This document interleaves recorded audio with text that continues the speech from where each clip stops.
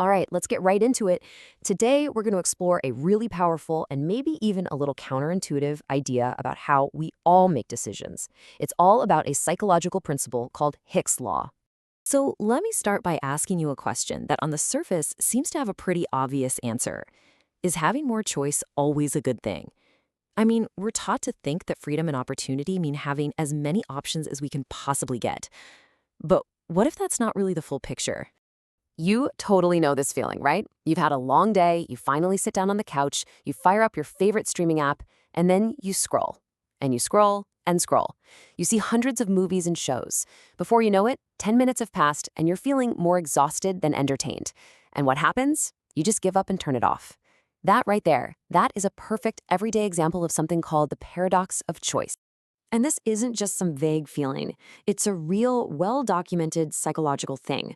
The paradox of choice is what happens when having tons of options, instead of making us feel free and happy, actually creates this huge mental burden. It can make us anxious, completely freeze us up, and funnily enough, even leave us feeling less happy with the choice we finally do make. So, what's the actual science behind this feeling of being totally overwhelmed by choice? Well, it turns out there's a law for it. And it's time to meet Hick's Law. At its heart, Hick's Law is basically a mathematical formula that predicts how long it'll take us to make a decision. And what it says is pretty simple. The more options you have, the longer it's going to take you to pick one. But here's the crucial part. That increase isn't a straight line. It's logarithmic. Okay, so what on earth does logarithmic actually mean in plain English? Let's just break it down. It means that every time you double the number of choices, you only add a consistent amount of time to your decision. So the extra time it takes you to go from 2 choices to 4 is about the same as the extra time it takes to go from 4 choices to 8. The impact of adding more choices actually gets smaller and smaller as the list gets longer. And this chart shows it perfectly. See how our reaction time goes up as we move from 2 to 4 to 8 choices? Of course. But look closer. The jump in time gets smaller each time. That leap from 2 to 4 options adds a pretty big chunk of time. But the next leap, from 4 to 8, the extra time is much smaller. That's that logarithmic curve in action. So now we know what Hick's Law is, but to really get it, we need to understand why our brains work this way. And that brings us to a concept called cognitive load. Cognitive load is just a fancy term for the amount of brain power you're using at any one time. See, your working memory, that's the part of your brain juggling all the stuff you're thinking about right now. It's not infinite. It has a limit, and every single choice you have to consider adds to that load. You know, maybe the easiest way to picture this is to think of your brain like a computer's RAM. What happens when you have way too many apps and tabs open at the same time? The whole system just slows to a crawl, right? It's the exact same thing in our heads. Every choice is like another open program. If you open too many, your mental processor just can't keep up. And hey, don't just take my word for it. This is backed up by some major research. As the psychologist Barry Schwartz, who literally wrote the book on this, puts it, this overload doesn't just slow us down, it actively makes us confused and unhappy. So the big point here is that more choice can actually stop us from making a good decision at all. Okay, so this is not just some theory stuck in a psychology lab. Hick's Law is a fundamental principle that designers and engineers use every single day, out in the real world, and sometimes in some incredibly high-stakes situations.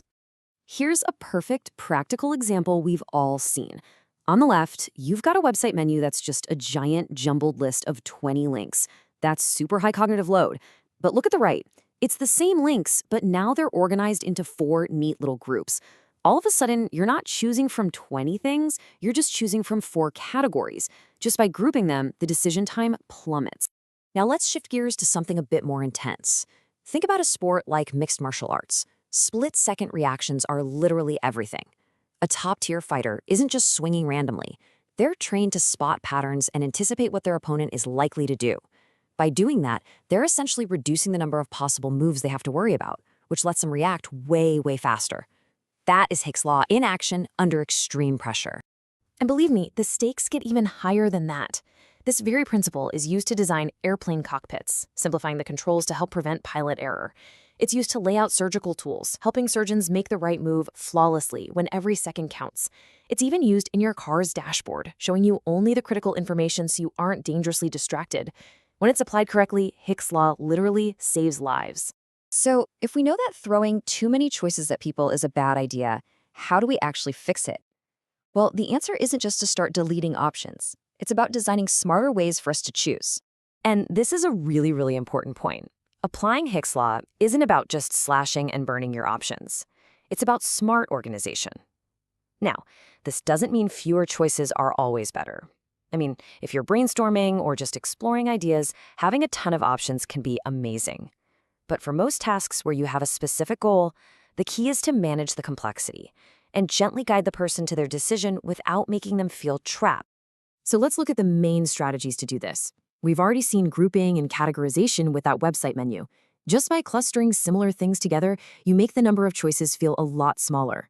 Prioritization is another huge one, making the most popular or important options stand out visually. It helps draw our attention and speeds up the whole process. Now, there's an even more advanced technique for this, and it's called progressive disclosure. This is a fantastic way to handle really complex stuff without totally frying the user's brain. The big idea is to show only what's absolutely necessary up front, and then let people uncover more complex options if and when they need them. Here's exactly how it works. On the first screen, you see only the bare essentials. Super simple. Then, if you need more control, you can click a button that says something like Advanced Settings. That click then reveals all the more complicated, detailed options, but only for the people who actually asked for them. This keeps the experience clean and fast for most people while still giving power users what they want. So, after digging into the science, the psychology, and all these real-world examples, what's the one big thing you should walk away with from all this? It's this. The true power of Hick's law is realizing that simplifying choice isn't about limiting people or taking away their freedom. It's actually the exact opposite. It's about empowering them. When you reduce that mental clutter and decision fatigue, you give people the ability to make choices that are faster, easier, and that they feel more confident about. And that really just leaves us with one final thought to chew on. Now that you get this hidden power of having fewer, better organized choices, where can you use it? Think about your own life, your work projects, your cluttered phone screen, maybe even your morning routine. Where could a little bit of smart simplification make your life faster, easier, and maybe just a little bit better?